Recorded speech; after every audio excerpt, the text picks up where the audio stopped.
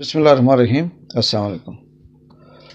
नाज़रीन, आज़ाद कश्मीर में 31 साल बाद बल्दियाती इलेक्शन का दूसरा मरहला डिवीज़न पुंछ में 3 तारीख यानी कल शुरू होगा। आज की रात जोड़ तोड़ की रात भी कह सकते हैं। जो पाइप टूटी खंबा या गेम चेंजर रात 12 बजे तक हो सकती है। बल्दियाती इलेक्शन पुंछ डिवीज़न में रावलाकोट, सदनौती, पलंदरी, हवेली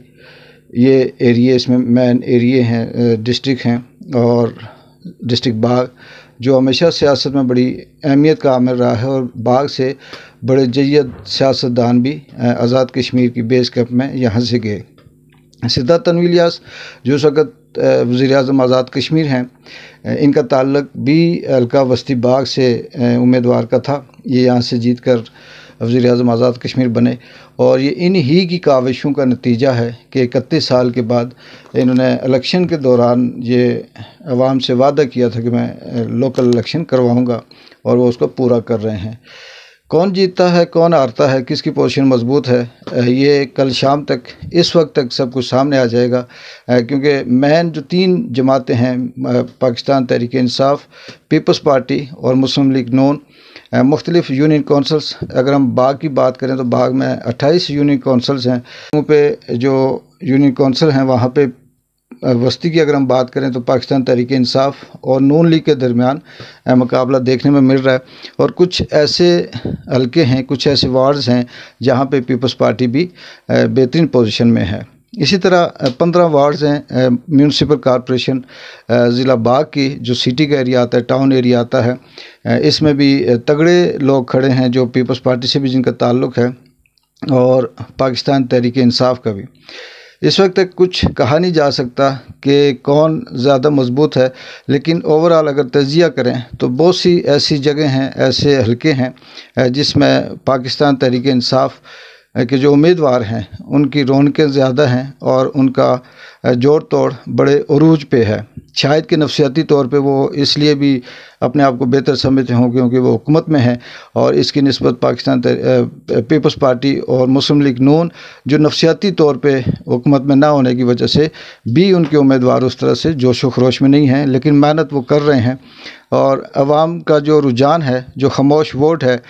उसका भी ज़्यादातर जो रुझान है वो यही है कि हुकूमत जिस तरफ है, पाकिस्तान तहरीक इंसाफ की तरफ उनका ज़्यादा रुझान है। लेकिन यहाँ पे जो ख़ास बात है वो ये है कि ये जो बल्दियाती इलेक्शन होने जा रहे हैं इसमें बहुत से लोग ऐसे हैं जो ये कहते हैं कि ये सियासी कारकुनों की नर्सरी है और इसमें से जो सियासी कारकुन है वो सामने आता है और वो आने वाले वक्त में मुस्तकबिल में बेहतरी लाता है। अगर इलेक्शन की हवाले तक बात की जाए या ये जो स्कीमें हैं या जो तामीर और तरक्की है, इस हवाले से अगर मैं ज़ाती तौर पे अगर अपना एक तज़िया दूँ तो मैं ये कहूँगा कि बल्दियाती इलेक्शन होने से तामीर और तरक्की में इतना कोई बड़ा फ़र्क नहीं पड़ेगा और स्कीमों के हवाले से भी कोई इतनी शफाफ तरीके से कुछ मामला नहीं होगा। ये एज इट इज़ चलते रहेंगे। माजी में जैसे बगैर इलेक्शन के जो सियासी कारकुन होते थे वो स्कीमें खाते थे, लेकिन उसमें ये होता था कि एक साल किसी एक कारकुन को स्कीम मिलती थी, दूसरे साल दूसरे को, तीसरे को, चौथे को, इस तरह से 5 सालों में बहुत से ऐसे सियासी कारकुन थे जो स्कीमों के नाम से पैसे लेके कहीं ना कहीं इधर उधर खा जाते थे। और इस दफ़ा ये है कि इलेक्शन होने के बाद वही स्कीमें उसी तरह से आएंगी, लेकिन वो हर एक नहीं खा सकेगा। एक सर्टिफाइड आपका नॉमिनेटेड शख्स होगा जो नुमाइंदा होगा, उसको वो स्कीम मिलेगी। इसमें प्लस पॉइंट ये है कि जो हल्के के एमएनए हैं वो ज़्यादातर अपने जैसे भांजे भतीजे रिश्तेदार दोस्त यार या इनको नवाजने के लिए बहुत कुछ वो खुरद-बुर्द करते थे और स्कीमें उनको दे देते थे, ठेके देते थे और बाद में फिर उनसे काम लेते थे या फ़ायदा उठाते थे या बहुत सी जगहों पे वो बदमाशी के लिए उनको इस्तेमाल करते थे। लेकिन इस तरह के इलेक्शन से जो जीत कर सामने आएगा वो चाहे उसका ताल्लुक़ पीपल्स पार्टी से हो, नून लीग से हो या पीटीआई से हो, वो उस तरह से बदमाशी नहीं कर पाएगा क्योंकि उसे पता है कि वो वोट लेके आया हुआ है और आम आदमी की अप्रोच उस शख्स तक बेहतर होगी। इस हवाले से दूसरा जो इसका पॉजिटिव पॉइंट है इन इलेक्शनों का वो ये है कि एक जो وراثتی سیاست کا جو سلسلہ ہے، باپ نہیں ہے تو بیٹا، بیٹا نہیں ہے تو بھتیجا، بھتیجا نہیں ہے تو بانجا، اس طرح سے ایک جو سیاسی سلسلہ ہمارے اس خطے میں، آزاد کشمیر میں یا پاکستان میں چل رہا ہے، اس سے بہت حد تک جان چھوٹے گی، اور کچھ نئی قیادت، بہت سے ایسے سیاسی کارکن سامنے آئیں گے جن کا تعلق کسی بڑے خاندان سے یا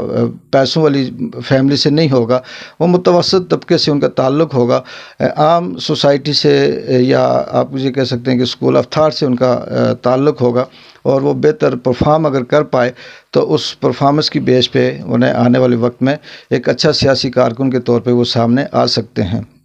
اس لیے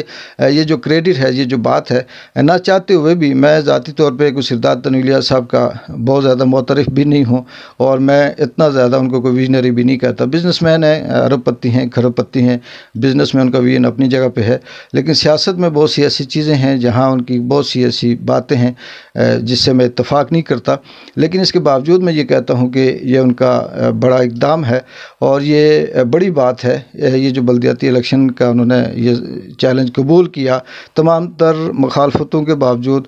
رکاوٹوں کے باوجود، پروپیگنڈوں کے باوجود، اور بہت سی ایسی راستے کی جو رکاوٹیں تھی، جیسے سیکیورٹی ہو گئی، فائنینس ہو گیا، یا دیگر جو اس طرح سے مسائل تھے وہ ان کے راستے میں تھے، لیکن انہوں نے اس کے باوجود بھی یہ الیکشن کروا کر جو دوسرا مرحلہ بھی ہے شروع ہو رہا ہے، اور تیسرا جو ڈویژن میرپور میں ہوگا 8 دسمبر کو، وہ بھی انشاءاللہ کامیاب ہوگا۔ یہ ان کا اعزاز ان کو جاتا ہے، اور یہی وہ اعزاز ہوگا جس کو آنے والے جنرل الیکشن میں